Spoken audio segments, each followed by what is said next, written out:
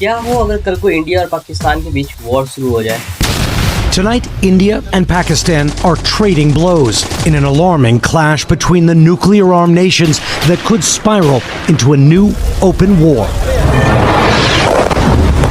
अगर एक वॉर होती है तो इसका असर सिर्फ गवर्नमेंट और डिफेंस पर नहीं होता, हर सिटीजन को अपनी जेब से इसकी कीमत चुकानी पड़ती है। जब फेब 2022 में रसिया यूक्रेन वॉर शुरू हुई, उस दौरान एलपीजी सिलेंडर की कीमत 900 से बढ़कर 1000 हो गई। पेट्रोल जो कि 2022 तक 90 रुपीज़ पर लीटर हुआ करता था, वो बढ़ के 100 हो गया और अब तक 100 से नीचे नहीं आया। ये तो तब की बात है जब इंडिया वॉर में खुद इन्वॉल्व नहीं था। थोड़ी देर में समझेंगे भारत के मिडिल क्लास पे क्या इम्पैक्ट होगा अगर सच में वॉर हो जाए। वॉर होने के बाद का मंजर कैसा होता है, और ये भी समझेंगे आखिर क्यों मीडिया इतना चिल्लाती है और झूठी खबरें फैलाती है वॉर के टाइम। ये सिर्फ एक टीआरपी गेम है या सरकार की एक पॉलिटिकल स्ट्रेटेजी। 1947 में पार्टीशन हुआ, तब से ही इंडिया पाकिस्तान के बीच वॉर की शुरुआत हो गई। इसमें 1100 से ज़्यादा इंडियन सोल्जर्स, वहीं 6000 से ज़्यादा पाकिस्तानी सोल्जर्स मारे गए। एट लास्ट यूएन के इंटरवीन से ये खत्म हुआ और कश्मीर का डिवीजन हुआ। 65% इंडिया के हिस्से आया और 35% पाकिस्तान के पास, जिसको आज हम पीओके से जानते हैं। पाकिस्तान ने ऑपरेशन गिब्राल्टर के तहत अपने ट्रूप को कश्मीर भेजा, जिसके बाद इंडिया ने फुल फ्लेज वॉर लड़ा। यही वो टाइम था जब लाल बहादुर शास्त्री ने जय जवान जय किसान का नारा दिया था। ये दो नारे मैं समझता हूँ कि आज हमारे देश के लिए जरूरी है, एक जय जवान और एक जय किसान।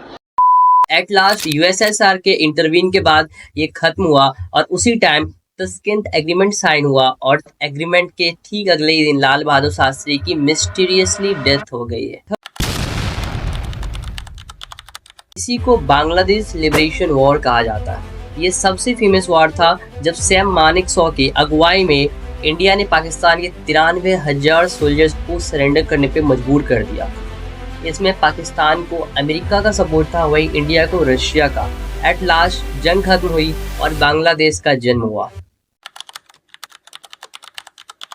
इसको कारगिल वॉर से जाना जाता है। इस वॉर की शुरुआत करके पाकिस्तान ने अपनी औकात दिखा दी, जिसके बाद से आपसी संबंध अच्छे होने के सारे रास्ते बंद हो गए।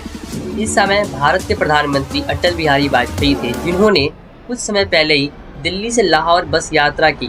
कई फेमस लोगों को अपने साथ ले गए ताकि एक अच्छा रिलेशन बिल्ड किया जा सके। लेकिन इसके ठीक 3 महीने बाद पाकिस्तान ने घुसपैठी की और इंडिया को जवाबी कार्रवाई करनी पड़ी।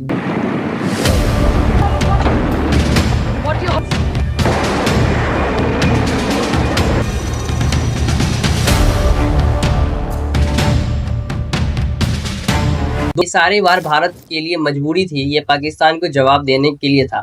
पर अब आते हैं अपने टॉपिक पर। आज के टाइम में अगर वॉर होती है, पेट्रोल, डीजल, आटा, दाल, चावल पे आने वाला खर्चा बढ़ जाएगा।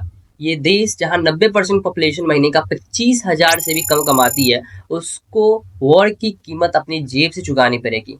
अगर वॉर 1 महीने के लिए होता है तो हर घर का खर्चा कम से कम 3000 बढ़ जाएगा। और वॉर कितने टाइम तक चलता है ये रशिया यूक्रेन वॉर से समझ सकते हैं, जो कि 2022 में शुरू हुआ और अभी तक चल रहा है। अगर भारत पाक वॉर 1 साल से भी ज़्यादा चलता है तो 10,000 तक एक्स्ट्रा पैसे खर्च होंगे। भारत में 50% तो ऐसी फैमिली है जो महीने का 9,000 भी नहीं कमा रही है। इतना ही नहीं, कई जॉब्स जाएंगी, लोग बेरोजगार होंगे, बच्चे भूखे रहेंगे। ये एक इमेजिनेशन नहीं, रियलिटी है।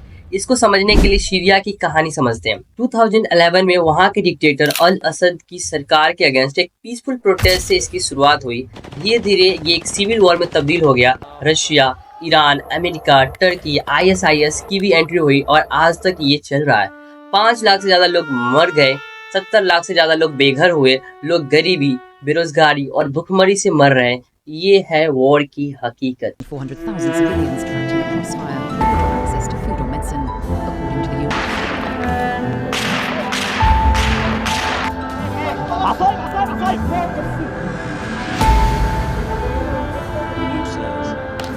Website purports to show the aftermath of the strikes, which locals said hit residential and industrial areas of the city of Al-Bab and neighboring Palestine.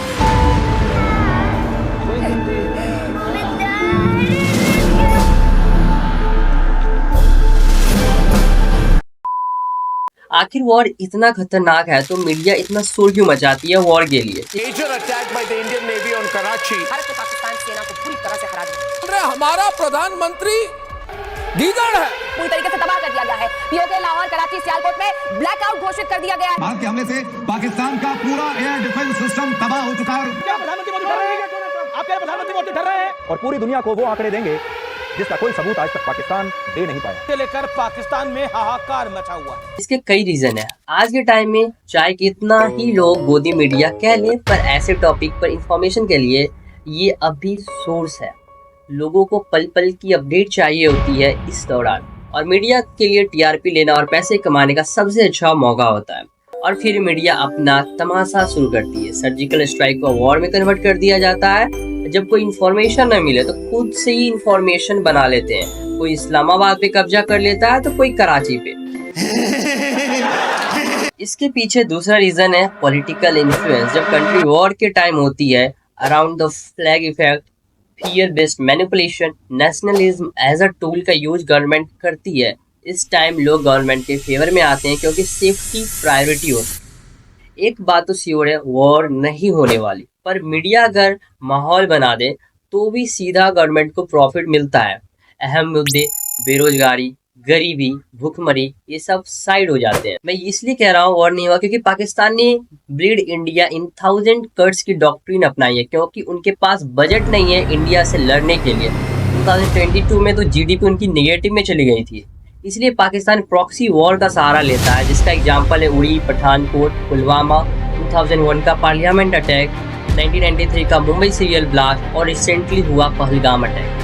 बस हमें और आपको ये ध्यान रखना है कि सरकार मीडिया के थ्रू वॉर बोल के कहीं जरूरी मुद्दे को तो नहीं दफना रही।